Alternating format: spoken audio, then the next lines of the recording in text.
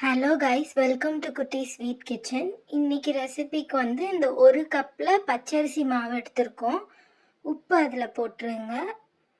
அப்புறம் நல்லா சுடு தண்ணி, அந்த ஒரு கப் எடுத்தோம் இல்லையா, அதில் 1.5 கப் தான். இந்த 1.5 கப்புக்கு நான் சுடு தண்ணி ஊற்றி அப்படியே மிக்ஸ் பண்ணுறேன். நல்லா கலந்து விட்டுக்கோங்க. ஒரு கப் ஊற்றிட்டேன். இப்போ மிச்சம் இருக்க 1/2 கப் தண்ணி நான் இதில் ஊற்றி இப்போ ஃபுல்லாக நல்லா பால் மாதிரி நல்லா பிசைஞ்சு எடுத்துக்க போகிறேன்.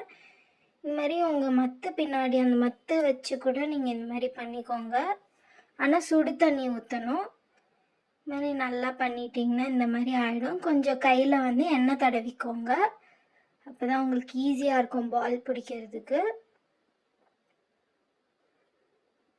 இடியாப்ப பிளேட் இந்த மாதிரி இருக்கும். இதில் 3 பிளேட் நான் எடுத்துகிட்டு இதில் வந்து எண்ணெய் தடவி வச்சு இப்போ புழிஞ்சு விட்டுக்கலாம் இடியாப்பத்தை.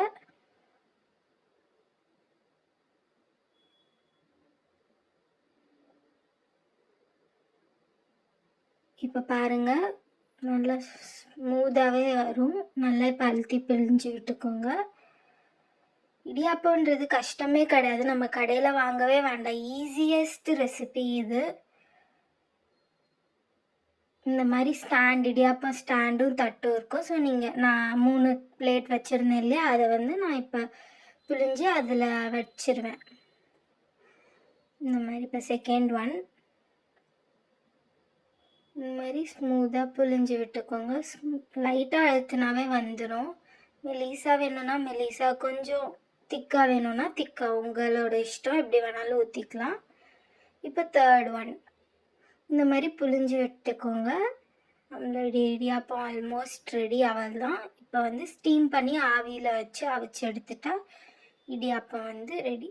யூஸ்வலாக நீங்கள் இட்லி குக்கர், இட்லி குண்டானில் தண்ணி சூடு பண்ணிவிட்டு அந்த ஸ்டாண்ட் எடுத்து உள்ளே வச்சு ஒரு 6 to 7 minutes, 6 to 8 minutes நல்லா வேக விட்டுருங்க. இப்போ நம்ம ஓப்பன் பண்ணி பார்த்துடலாம். சுட சுட சுட இடியாப்பம் ரெடி. இப்போ நம்ம கார இடியாப்பத்துக்கு பார்க்கலாம். 2 வெங்காயம், 1 தக்காளி, கருவேப்பிலை, கொத்தமல்லி, 1 பச்சை மிளகாய், 1 காஞ்ச மிளகாய். இந்த மாதிரி இடியாப்பத்தை குட்டி குட்டியாக வந்து கட் பண்ணி வச்சுக்கோங்க. ஒரு கடாயில் எண்ணெய் விட்டுக்கோங்க. எண்ணெய் நல்லா காஞ்சதும் கடுகு போட்டுக்கோங்க. கடுகு நல்லா பொரிஞ்சிட்ட பிறகு 2 டீஸ்பூன் அளவுக்கு நம்ம வந்து கடலைப்பருப்பும் உளுத்தம் பருப்பும் வச்சுருந்தோம், அது போட்டுருங்க. அதை நல்லா போட்டுட்டு செவக்க கொஞ்சம் வறுத்து எடுத்துக்கோங்க. கொஞ்சம் நல்லா குக் ஆகிட்ட பிறகு இந்த ஸ்டேஜில் நம்ம வந்து வெங்காயத்தை போட்டுடலாம். வெங்காயம் போட்டு நல்லா வதக்கி விட்டுக்கோங்க. இந்த மாதிரி நீட்டாக அரிஞ்சுக்கோங்க, சாப்பிடும் போது நல்லாயிருக்கும். இந்த ரெசிபியை நீங்கள் இடியாப்பம் ஏதாவது மீந்து போயிடுச்சுன்னா கூட நீங்கள் வந்து ஈவினிங் ஸ்நாக்ஸ் மாதிரி கூட இது செஞ்சு சாப்பிட்டுக்கலாம்.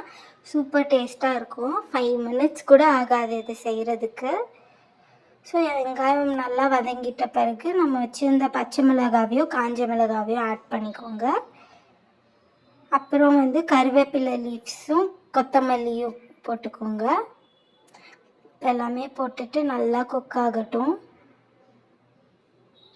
வதக்கும் போதே நல்லா ஸ்மெல் வருது. இப்போ ஒரு தக்காளி ஆட் பண்ணிக்கோங்க. தக்காளி குட்டி ஒரு தக்காளி ஆட் பண்ணிக்கோங்க, ஆப்ஷனல் தான். இப்போ நல்லா இதை வதக்கி விட்ட பிறகு ஒரு 1/4 டீஸ்பூன் மஞ்சத்தூள் போட்டுக்கோங்க. இது ஒரு பர்ஃபெக்ட் ஸ்நாக்ஸ் ரெசிபி. ஃப்ரீ டைமில் ஈவினிங்லலாம் வந்து இது செஞ்சு சாப்பிட்டு பாருங்கள். உப்பு போட்டிருக்கோம். இப்போ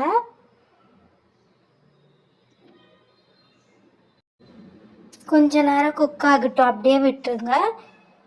ஒரு 3 minutes அப்படியே விட்டுட்டு அதுக்கப்புறம் நம்ம இடியாப்பம் ரொம்ப பெரிய பெரிய பீசஸாக கட் பண்ண வேணாம். நீங்கள் இடியாப்பம் அப்படியே நூல் மாதிரி இழுத்தாவே நூலாகவே வரும். ஸோ அப்போ குட்டி குட்டியாக வேணாலும் போட்டுக்கோங்க. மாதிரி நூலாக எடுத்தும் ஆட் பண்ணிக்கோங்க. இன்னும் அது வந்து நூடுல்ஸ் மாதிரி இருக்கும். இப்போ நான் குட்டி குட்டி பீசஸாக கட் பண்ணியிருக்கேன். ஸோ இந்த மாதிரி நல்லா மிக்ஸ் பண்ணி விட்டுட்டு ஒரு 2 minutesல ஆஃப் பண்ணிடலாம் நம்ம ஸ்டவ்வை. பாருங்கள் எவ்வளோ கலர்ஃபுல்லாக இருக்குது, பாருங்கள் ஃப்ளேவர்ஃபுல்லாக இருக்குது.